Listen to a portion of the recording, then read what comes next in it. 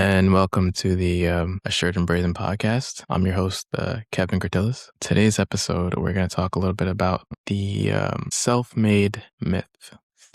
Okay. Generally speaking, I would say the majority of people that we come across on a day-to-day basis, they have this idea that people will always, how can I say, wear their grind, right? Like a badge, essentially. And, like a badge of honor. And they look at their bank accounts, maybe their career, their homes, and they think like, I did this for myself. I stayed up late. I grinded. I made whatever sacrifices that I had to make. And I'm the reason that like I've made it this far or that I'm here. And if you think about it, it's a dream for sure. Anywhere you live, that's kind of how people put themselves on a pedestal. And I would say the self-made success story, although it's widely known, and if we could talk about it for a second, the self-made man or woman is a bit of a myth. And the reason why it's a myth is it's like a fairy tale that we tell ourselves to justify not only our pride, but ourselves as well, right? And if we're standing on a mountain, someone had to climb that mountain for us. And if we think of it in this way, because God gave us certain gifts, the lungs to breathe the air, the feet to climb, all these different gifts, we're put in a position to where we can, profit today. So today we're going to talk about like how we could dismantle this ego that we have and admit that we didn't get here alone.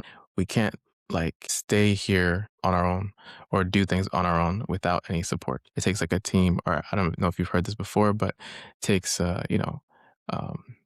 a village to raise a child, right? You probably heard this expression like time and time again. But these are things that we want to kind of dive into on today's topic, and we'll kind of take it from there. I would say the truth of the matter is like if we're looking at like certain points in the Bible, specifically Deuteronomy 8, God warns the people, you may say to yourself that my power and the strength of my hands, right? My hands have produced this wealth, right? Wealth for me. And it also says like, but remember that the Lord your God, for it is He who gives you the power. That's the power or the ability, depending on your version of the Bible, to produce wealth. So let's like dwell on that for a little second, right? So it's saying in the most simplest terms is that like you as a person, you probably have tons of wonderful gifts that were given and use on a day-to-day basis, right? But not only are these gifts given to you to profit and not only profit, but help others around you. He's saying that like, hey, you're given this gift by God. It's not something that you did on your own, which, as I said, this comes back to that self-made lie that people talk about, right? So when we're saying that like, I'm self-made, it's dangerous because it makes you the center of your own like universe. So when you think that you made yourself, you don't owe anybody anything, right? But when you realize you were put on this earth and gifted your skills, your talents, your effort, your intelligence, your zip code, the area where you were born into, the country you were born into, right? The very air that you breathe into your lungs, right? Everything changes. You have more gratitude that replaces that ignorance that you're carrying for yourself, right? And I want to say like stewardship kind of replaces the hoarding that you're doing. You aren't a self-made like masterpiece. You didn't like create the world, the galaxy, the stars, and all these different things. You didn't create your car that you drive every day. You're a masterpiece in the hands of the master. And I think that's like something that people don't acknowledge on their day to day, right? You are a masterpiece in the hands of the master. Every day you're being molded into someone or something that the Lord wants to use not only for his benefit, but he's already planned out your life, right? So if you don't take advantage of the skills that you have, talents, whatever it might be, it's kind of a waste because you're going against the grain. As I said, you're lying to yourself about that self-made lie is kind of what you're harping on. That's making you kind of, how do I say, like, it's making you feel like you're not worthy. If we were to like consider our feelings about how we felt the last time a competitor or maybe like a peer got a very big win, right? It's not always probably the best feeling, I'm sure. Like there's maybe some jealousy, but do you ever feel like a spark of joy? Do you feel like a knot in your stomach for this person or this competitor, right? I remember, I want to say it was FIFA World Cup.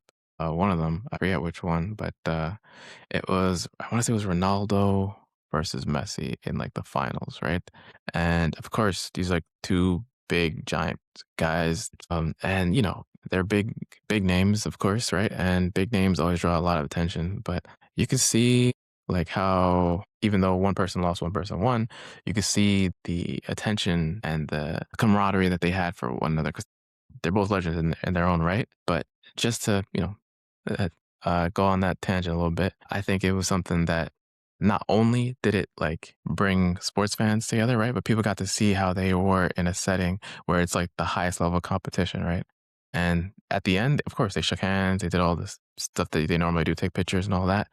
But it was just beautiful to see that like, even after losing, even after the other person won, that like, they came together for the sport and said like, "Hey, good job, man, good job." It's always of course a sports thing, but not everyone has good sportsmanship for sure. The other thing is, we have this knot of, I guess you could call it greed. It's like this belief that there isn't enough like blessings to go around, right? People are very greedy about like, oh, this is mine, this is mine. I don't want to share it. It's a weird concept to kind of think of because I've never, maybe if it came to food, I'm different with my food. I'm not gonna lie. But when it comes to blessings, there's always enough, unless, except food is a different story because you can see how much food is there and you can taste how much food is there until the food runs out. And of course, then there's no more food. But when it comes to blessings, as long as you're willing to receive and accept it, like there's never any like dull moment when it comes to, spreading your blessings or even sharing your blessings with others. Um, the other thing I wanted to say, to kind of like deconstruct a little bit this idea is ambition wants to build, right? And greed wants to win. Where I think I said in the last one, ambition is like our engine, greed is like the hunger that can't be satisfied, right? So the fix, I guess, that we would do is that we can kind of celebrate each other's like wins, right? So today, well, if you have a win, we share it, we spread it publicly, sincerely, of course, that's the major thing. And we kill this like greed part of like feeling like needy to take someone else's blessing. And a thing that I really, really want to like harp on is just, being very authentic in these like moments of happiness for other people, right? We don't like pull ourselves up by our bootstraps, right? Like you have to first get the bootstraps, which God gave you, right? He gave you the boots. So now you can pull yourself up, right? It's like one of those things where you can't do the work until you've done the training, right? If you haven't been trained on something, then now you have to teach yourself while you're working, which is not always the best thing.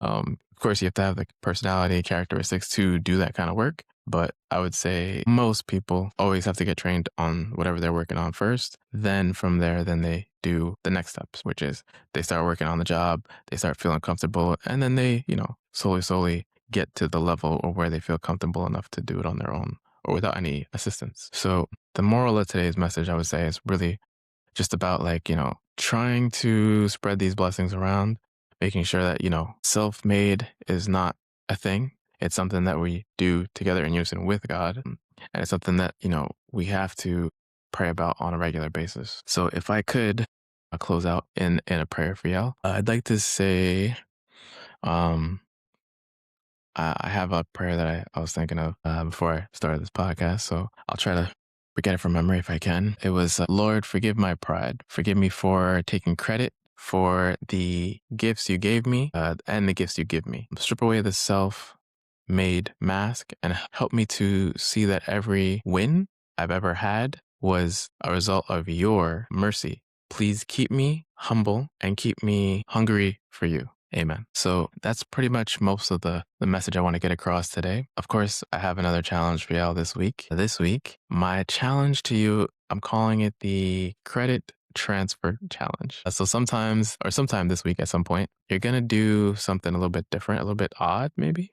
you're going to compliment on the success or a job well done of someone else. So instead of just like saying thanks or, soaking in the compliment, right? I want you to honestly and boldly transfer the credit to someone else, right? Maybe it's someone in your office, someone on your sports team, someone in your family, right? Just say something as simple as like, hey, I'm really grateful, but I've got to be honest, I couldn't have done, this thing X or this thing Y without you, right? I insert person's name, whoever it might be, right? And God's grace, right? So now you're giving credit to that person, you're giving credit to the Lord, and like, you kind of force yourself to say it out loud and you kill that like self-made narrative that we were talking about earlier, right? In the public. And we like watch how like, we can watch and see how it's going to set you free from the pressure of, you know, having to be your own like savior in a sense, right? So um yeah, that's it for today. I'm your host, Kevin. I just wanted to let you know that you're a gift. You're not a god. So yeah, stay assured, stay brazen, and stay bold. Peace.